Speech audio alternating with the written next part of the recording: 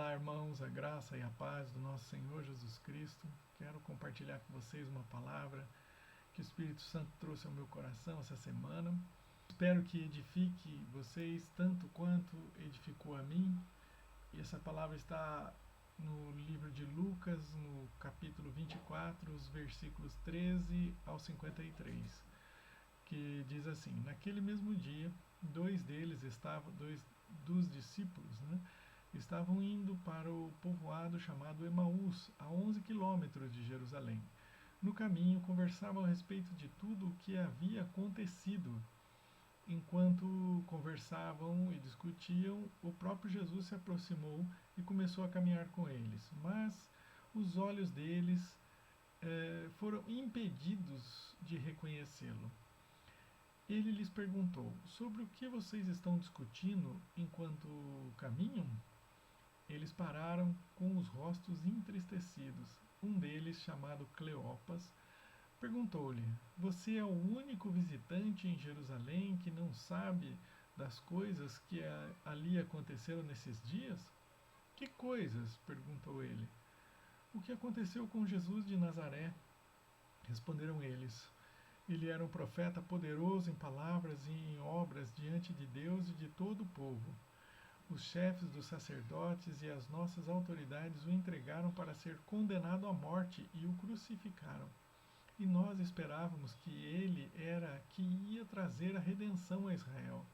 E hoje é o terceiro dia desde que tudo isso aconteceu. Algumas das mulheres entre nós nos deram um susto hoje. Foram de manhã bem cedo ao sepulcro e não acharam o corpo dele. Voltaram e nos contaram que tinham tido uma visão de anjos que disseram que ele está vivo.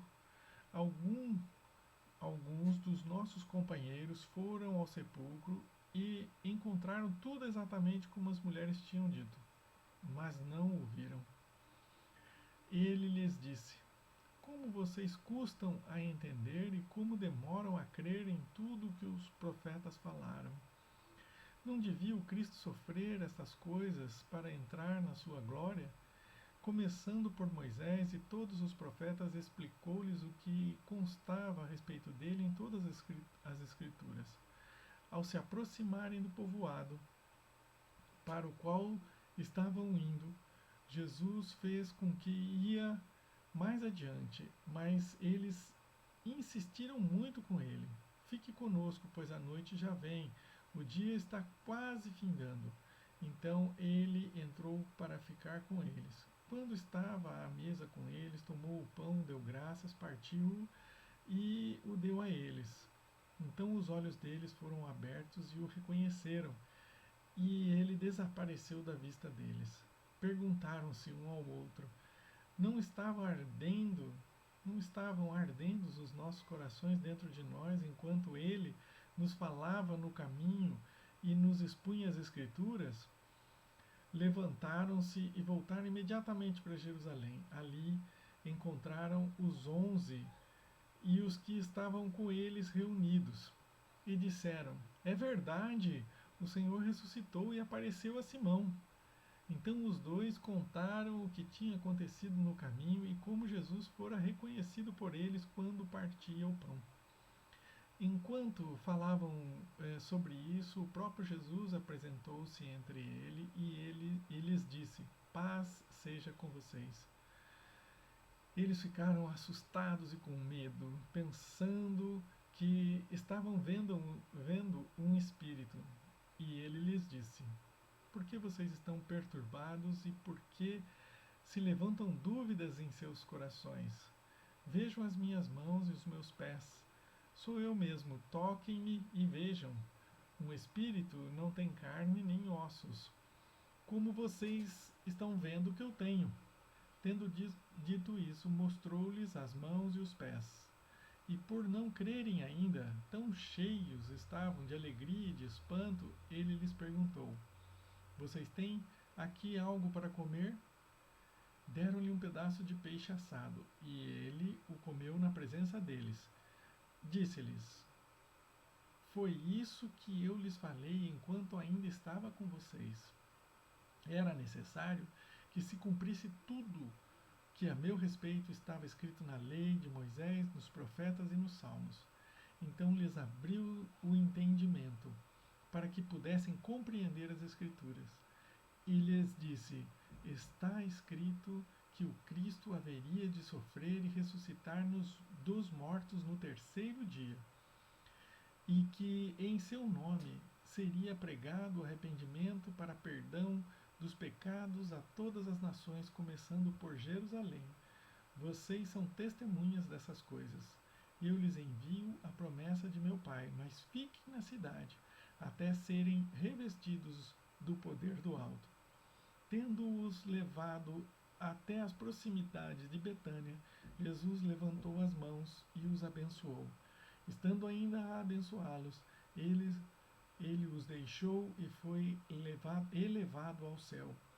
Então eles o adoraram e voltaram para Jerusalém com grande alegria, e permaneciam constantemente no templo, louvando a Deus.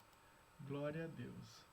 Enquanto eles estavam caminhando e conversando, discutindo sobre a morte de Jesus, o próprio Jesus esteve ali com eles, né? Mas o que me chamou a atenção foi, o que está escrito, mas os olhos deles foram impedidos de reconhecê-lo. Isso me deixou refletindo, né? E eu comecei a tentar entender o que isso significava, né? E aí eu quero começar a meditar sobre isso, né? Vendo qual era a visão deles sobre Jesus e os últimos acontecimentos. Para a gente analisar isso, né, vamos pegar no próprio relato deles o que eles disseram. Né? Eles disseram que ele era um profeta poderoso em palavras e em obras diante de Deus e de todo o povo. Nós esperávamos que era ele que ia trazer redenção a Israel. Hoje é o terceiro dia desde que tudo isso aconteceu. E, por último, né, algumas das mulheres entre nós nos deram um susto hoje. Foram ao sepulcro e não o acharam, e contaram que tinham tido uma visão de anjos que disseram que ele, Jesus, né, está vivo. Alguns dos nossos foram checar. Viram que tudo era como elas disseram, mas não o viram. Então eu quero começar aqui, né, dissecando cada item. E o primeiro desses itens, né, que eles falam, ele era um profeta poderoso em palavras e em obras, diante de Deus e de todo o povo. Eles não acreditavam que o Messias pudesse ser morto. Né? Eles tinham, pelos relatos do Velho Testamento, que ele seria poderoso e completamente protegido por Deus, que viria para julgar as nações. Né?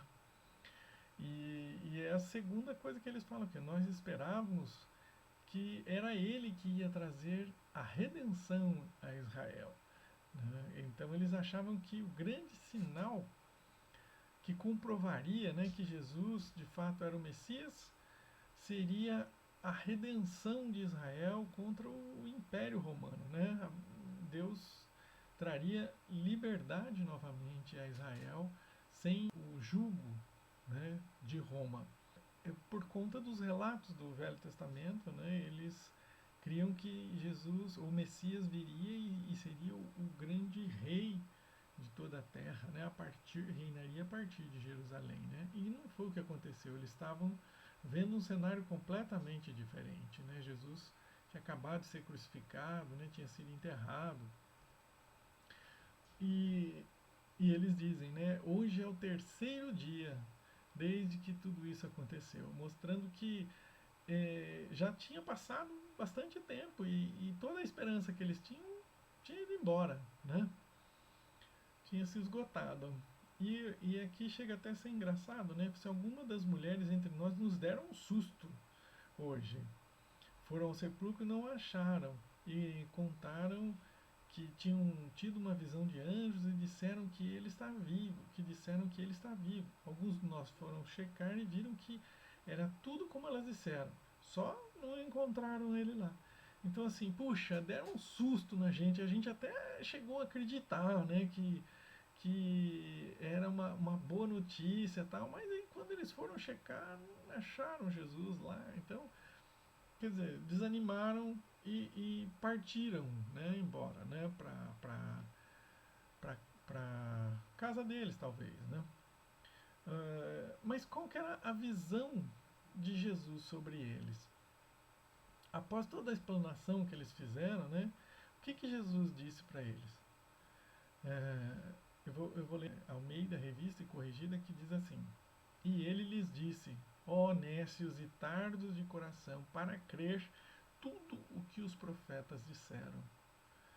Então, nécios significa aqui essa palavra, né, eu fui conferir no original e diz aqui que é desprovido de conhecimento, de discernimento, estúpidos e ignorantes.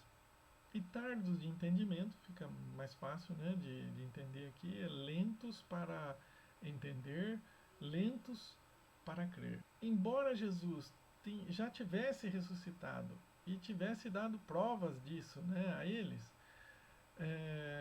não foi por não crerem nesses sinais aí que ele deu essa reprimenda neles, né? Não foi por eles não ter, por tudo aquilo, né? Eles não terem acreditado nas mulheres, foram lá checar e não encontraram, enfim, tudo aquilo já, né? Não foi por causa disso. Jesus os repreendeu pela falta de fé na palavra e pela demora em associar os relatos dos profetas aos fatos ocorridos. Jesus os repreende pela falta de fé na palavra de Deus e pela demora deles em perceberem o que estava escrito a respeito de Jesus e o que de fato aconteceu. Eles não fizeram essa conexão, né? E por isso Jesus repreendeu eles. E aí, voltamos àquela questão, né? Por que os olhos dos discípulos foram impedidos de reconhecê-lo? Se eles tivessem reconhecido Jesus, logo que Jesus começou ali, né, a conversar com eles, será que eles teriam mudado a forma de ver Jesus? Ou eles continuariam a ver Jesus e ouvi-lo como um grande profeta, candidato a Messias, né? Como sempre eles fizeram, eles ficavam lá achando, pelos motivos que eles tinham, né, ou pela interpretação que eles tinham no Velho Testamento, nos profetas, né, como diz Jesus, em Moisés, profetas e os salmos, né, eles ficavam escolheram alguns indicadores lá, né, e que a gente já falou lá no passado, que Jesus ele viria e traria libertação para Israel, né? Enfim, todos aqueles itens. E será que se eles tivessem reconhecido Jesus ali, eles conseguiriam ver a coisa de outro jeito, né? Olhar por outro lado? Então, o tempo que Jesus esteve com eles sem que o reconhecesse foi para tirá-los da ignorância e da falta de fé, né? Foi para tentar mudar a forma deles enxergarem aquela situação, fazer com que eles pensassem fora da caixinha, né? Fora daquele senso comum que existia em Israel, né? Então, Jesus queria dar um reset, né? Jesus queria dar um chacoalhão, fazer eles pensarem de outro jeito, né?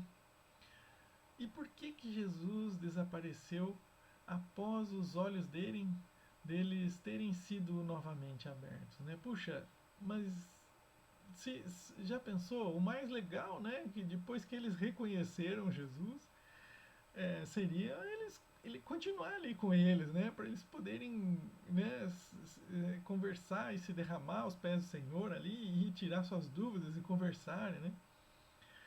Ah, mas Jesus fez isso para dar a eles aquela certeza absoluta, né, inequívoca, de que Ele é Deus e de que eles estavam diante daquele que é poderoso, além do compreensível aos homens, e que Ele está no controle de todas as coisas.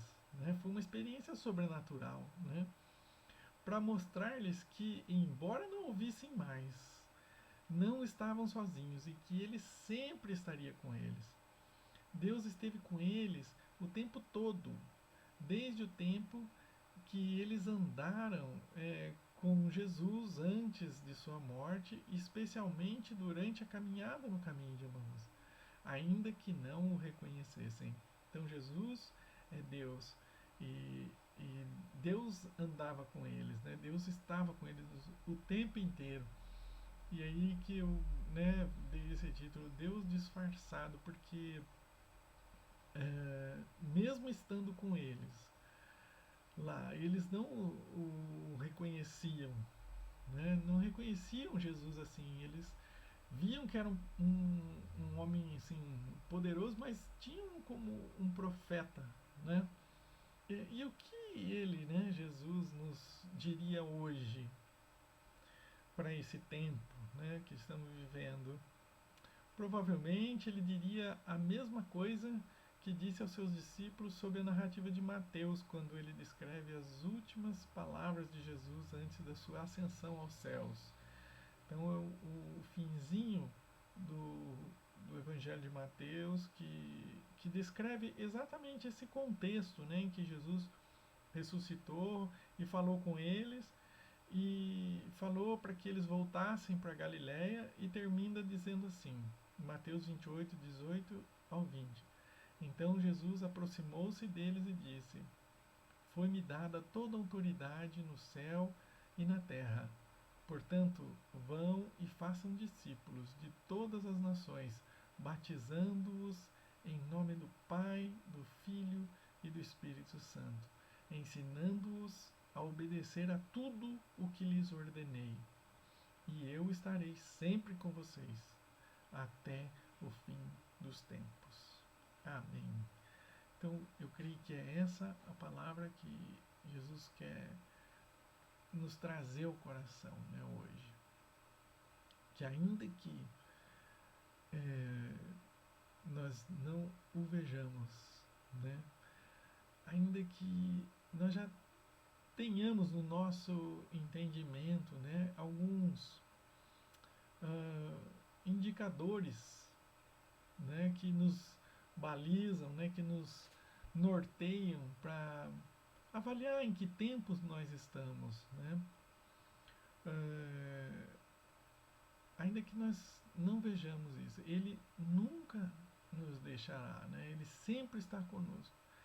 E Ele quer, o propósito dele é nos tirar da incredulidade e nos fazer ver, crer na palavra, porque aquele que disse é fiel, né? A palavra de Deus é fiel. Se foi Deus que falou, Ele é fiel para nos levar até o final dessa caminhada em segurança, guardando a fé, né? Porque a palavra diz que aquele que iniciou essa boa obra também é fiel para concluí-la. Né? Então, irmãos, eu quero deixar com vocês essa palavra que nesses tempos que estamos vivendo, ainda que não o vejamos, ainda que a nossa expectativa não condiga, né, não esteja pareada com a realidade, né? A gente talvez espere que Deus haja poderosamente, libertando, trazendo e fazendo e trazendo justiça, que a gente saiba que Ele está conosco.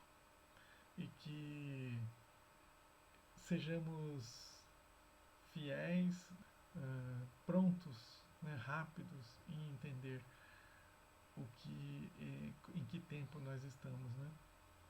Discernindo através das Escrituras. Amém, irmãos. Um grande abraço a todos e que a graça do nosso Senhor Jesus Cristo, o amor de Deus e a comunhão do Espírito Santo esteja com todos nós. Amém.